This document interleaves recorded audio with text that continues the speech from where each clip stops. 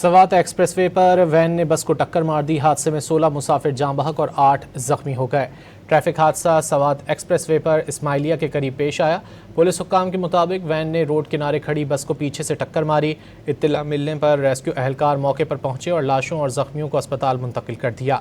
Governor Khyber Pakhtunkhwa ने traffic हादसे पर गहरे दुख और अफसोस का इजहार किया।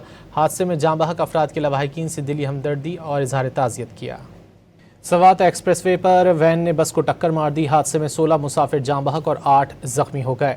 ट्रैफिक हादसा सवात एक्सप्रेसवे पर इस्माइलिया के करीब पेश आया। पुलिस हुक्काम के मुताबिक वैन ने रोड किनारे खड़ी बस को पीछे से टक्कर मारी। इत्तला मिलने पर रेस्क्यू एहलकार मौके पर पहुंचे और लाशों और जख्मियों को अस्पताल मुंतकिल कर दिया।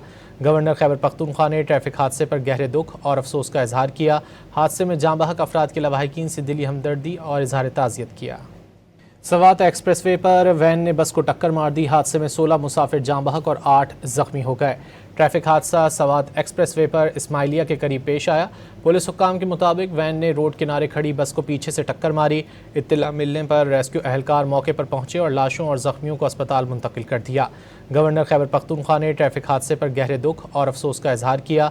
हादसे में जाँ बहक अफराद के लवाहिकीन से दिली हमदर्दी और इजहार ताज़ियत किया।